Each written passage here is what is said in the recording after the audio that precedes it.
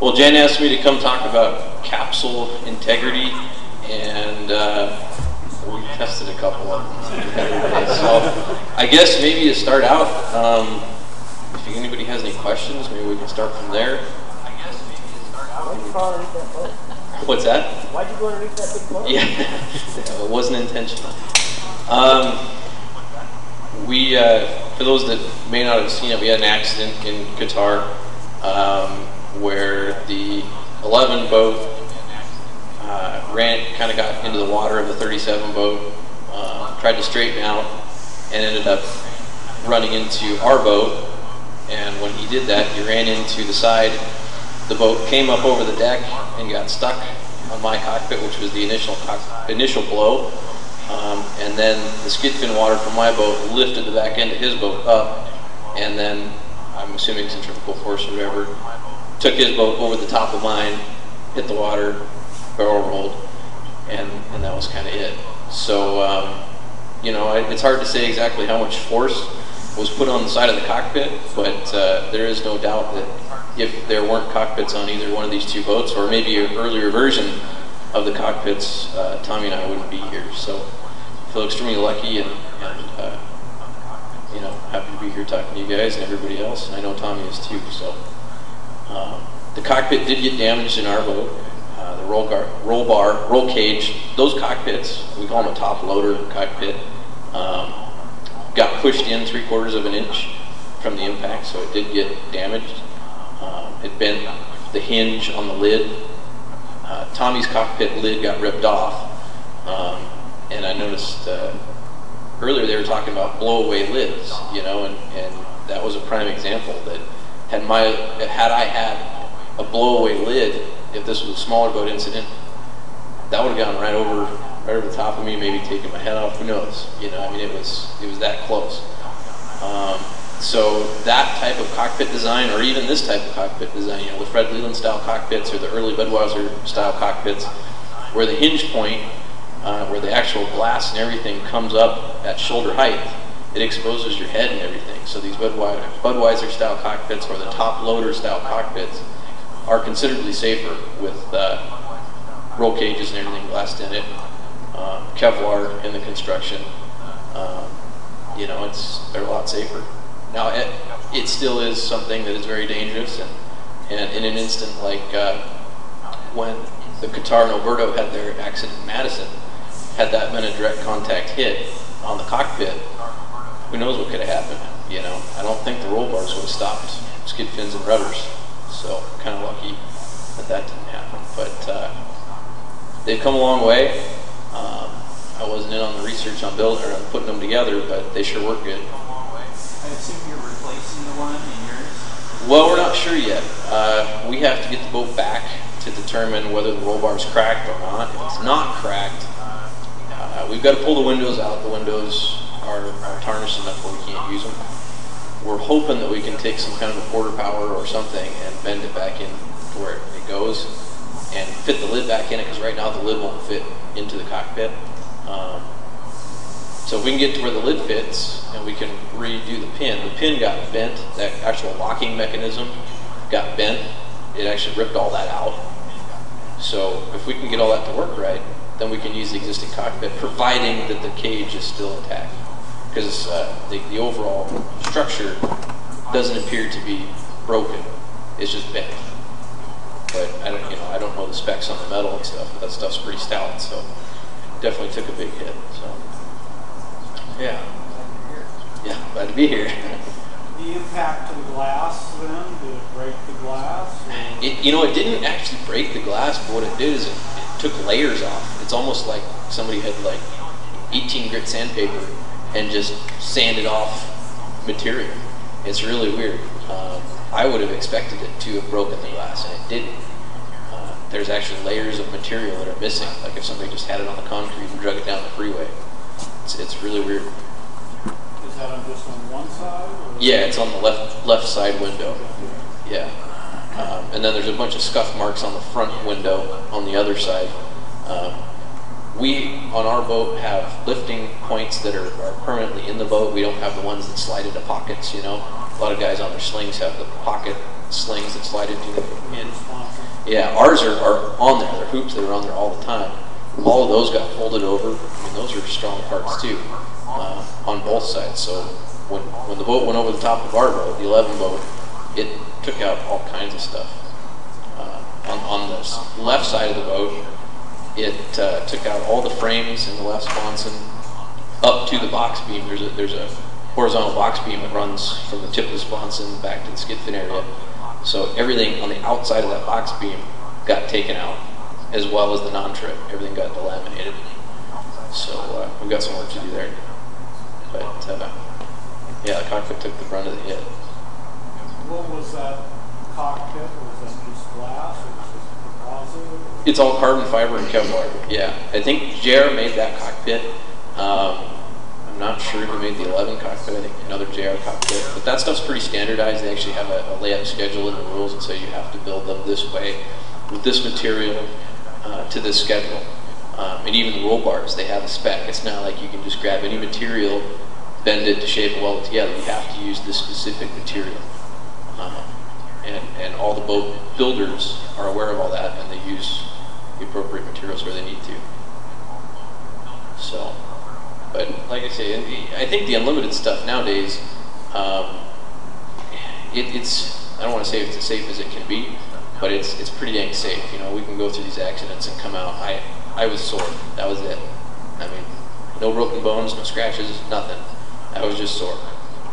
Tommy, they think he got a puncture wound from one of the gas props that holds the lid up, those two hydraulic shocks. They think one of those punctured his arm. That's it. You know, to go through something like that and walk away from it, in a sense, is pretty amazing. And I think that some of the smaller boat construction guys, in my opinion, need to kind of follow that. And, you know, talking about the blow-off lids and things like that, I don't think those would work in something like this. You know, the Jones cockpits and the Henderson cockpits, the newer style 5-liter ones where they actually have a glassed-in roll cage, that's kind of the way the sport needs to go. They definitely work. They've proven themselves over and over. So, any other questions on cockpit integrity? Talking about Crash boxes. Well, UIM's got the Formula One tunnel boats. I don't know if you notice any of them in the pits over there, but the international ones, they have those fat panels on the side of the cockpit. It's a crash box. Potentially, I mean, it's hard to say in this size of a boat. I mean, the boat's 7,000 pounds, you know, and so if you look at what happened, I mean, anything maybe that you could put in between the cockpit and the other boat, but in a sense, we had our left sponson that he hit first, you know, and so it's hard to say. I don't know. I think that would be something maybe to look into. But the stuff nowadays, I mean, the cockpits nowadays that they're building are, I mean,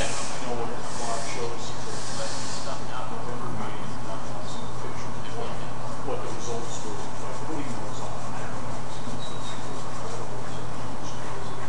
yeah, I mean, I'm sure it would. You just have to research. Those boats are a lot lighter. You know, you'd have to figure out what would stop a 7,000 pound boat versus. Yeah. Actually, the tunnel boats are constructed so much lighter that if you get in a collision, someone's going to go through the deck and they'll get to that crash box. And so you've got 4 inches of foam, which takes out a lot of the energy. In your case, your sponsons are so much more substantial, and I think in your accident, the crash box wouldn't have even been touched because he was probably up over the top. Remember, the crash box has to stay below the window so the driver can see. Yeah, and those windows, I mean, they're 6 inches above the deck, so, you know, maybe the boat is a crash box, I don't know. Did you say that the roll bars were glassed in? Yeah, everything's glassed in. So do they have to does the 21 team have to strip the glass, then to jack the roll bar over? Well, we first have to grind the glass away. The glass is cracked. And when I say glass, the fiberglass is cracked. The roll bar into the cell. There are some cracks at both weld points, where they meet the front and rear hoop. So we need to determine whether those cracks of the fiberglass actually are cracks also in the roll cage. And if they are, we'll have to figure out how to fix that. If they're not cracked, if the roll cage is not cracked and it's just fiberglass, we can take the fiberglass off, put new fiberglass on. It's not such a big deal. And then, like I say, hopefully use some kind of a jack or something to push the roll cage back into shape. But we won't know until we get the boat back. So, any other questions? Not a question so much as just a comment to follow on with that specific accident. Most of you guys are drivers. The drivers are all macho, and drivers never want to admit that they're hurt. And when you're in an accident, don't do the, oh no, I'm okay, I'm all right. It kind of ended up being an issue because when Tommy came in, they asked him, are you okay? Oh, yeah, I'm a little sore, I'm okay. Transported him to the hospital. And he continued to say, yeah, a little sore, but basically, okay. Well, in Doha, they took him at his word. Well, he's okay. And they put him at the end of the line and didn't get to see him in the emergency room for almost 10 hours. Yeah. And by that point, he was pretty wound up again. I just been in a big accident. I should have been head of the line. So, as a driver, keep your mouth shut. Let the medical personnel take care of you, and don't tell them, no, really, it's a little sore in my neck. Just let the medical personnel take care of you. One of the things that happened, like I say, they got Tommy in a rescue boat and got him in right away, but I came in with our boat, and first person on the dock other than our team was two of the rescue guys that were had already made it to the beach. And he said, we need to get you in the truck right now and get you checked out. I said, no, I'm fine. I got to be here with my guys. We got to get the boat out of there. No, we need to get you in the truck right now. And literally had to drag me to the truck. And once we got in there, he goes, all right, are you hurt? It's just him and I said, no, I'm fine. And he goes, no, are you hurt? Does anything feel weird? Let me take a look. He had to make sure to take the time to actually check because, an incident like that, I mean, I was sore that night. I didn't feel it at the time, and your adrenaline's going, you're so pumped up. I mean, shoot, he says you could have a broken arm and not even know it. So it's very important that you let rescue guys do their job, check you out, and actually clear you. I mean, you just need to as a driver, just sit there, let them do their job until they say, okay, you're fine, or we need to get you to the hospital, or whatever. You're kind of in their hands. And that's something that I think all drivers should be aware of. Don't fight the rescue guys. They're there to do their job.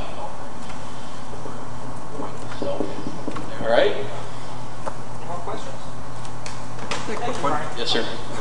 Yeah, talking about cockpit integrity, anybody that watches NHRA this past weekend, those that do watch Schumacher Racing, they have gone to cockpits on their top fuel dragsters, and Antron Brown proved out the integrity of those cockpits this past weekend too, because his car blew up entirely, and he came out of there not even a bit of dust on him.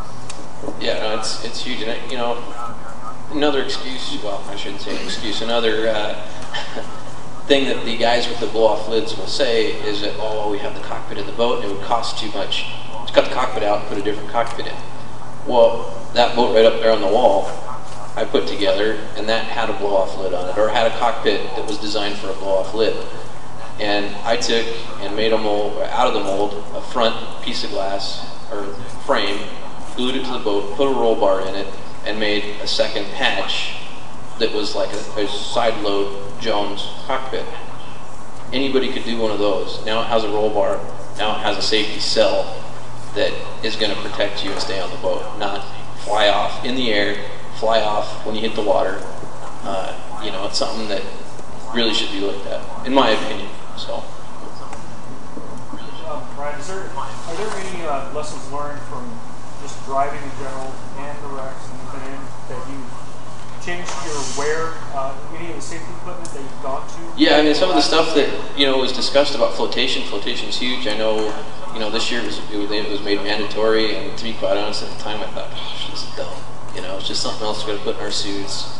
Pain in the ass, you know, it's dumb. But in all reality, you need it, and it's important. And finding the amount of foam for each person is important, because you can have, you know, a thin little piece of foam. It's not going to do anything. You need something that's actually going to be sufficient for the weight of the person.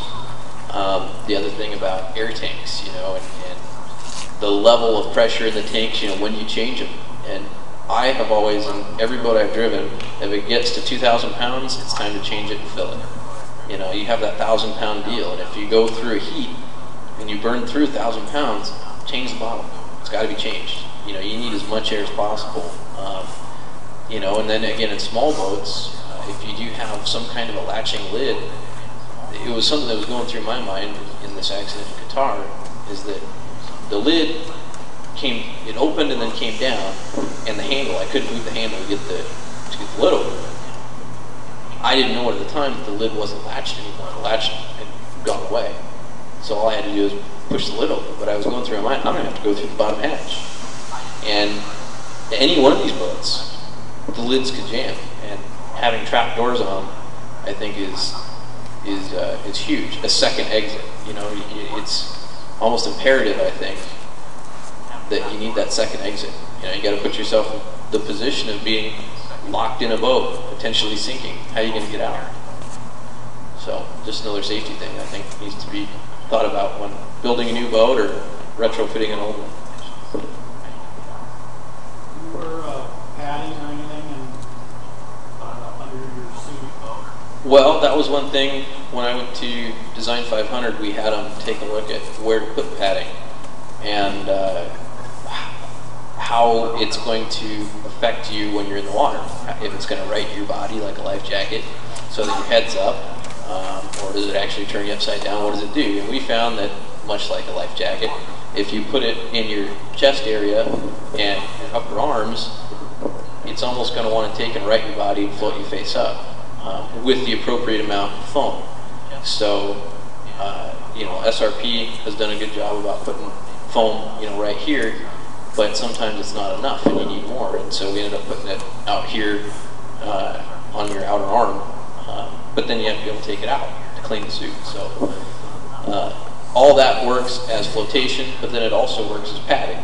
You know, when I wear the Hans and stuff like that, it always used to kind of dig in right here on my body, and I'd have bruises every Monday, you know, from the legs of the Hans device pushing down. And with that foam right there, it's just a little bit of extra padding.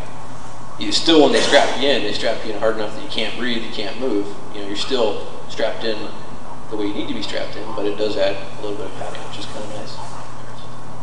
And then how do you strap yourself in? In the small boats, I'm able to do it because I've got, at least in the boats that I put together, I set it up where I could strap myself in, but the unlimited boat, I've got two guys, one on each side, that physically pull the straps to what I feel is enough. You know, if it's not enough, I tell them, pull more, I need more, you know, and then it's all right.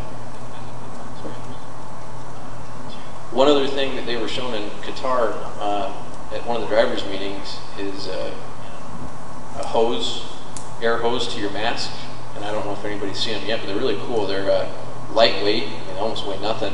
You can tie them in a knot. They're a little longer. As far as safety goes, pretty cool thing. Gets the connection way out of your way, so it's not hanging. The weight's not hanging on your mask, and the fact that you can move it in all different directions, tying it in a knot, doesn't matter. It was pretty cool. They're pretty cheap. I don't remember where they got them, but okay, yeah. So I'm sure Pat has the information. But those are cool. I'm actually looking at getting a couple. Yeah, I just ordered a 30-inch hose from Lighthouse, and it was like $44. Yeah, no, that's awesome. That's great. Rather than that kind of heavy rubber hose that I think everybody uses now. So. It's a company called Odyssey. Okay. C spelled S. Yeah.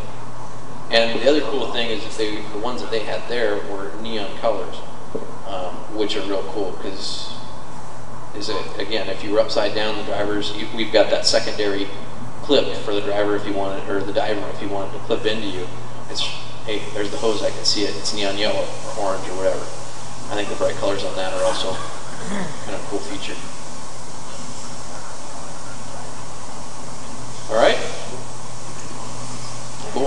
All right. Thanks, guys. Hopefully it helps.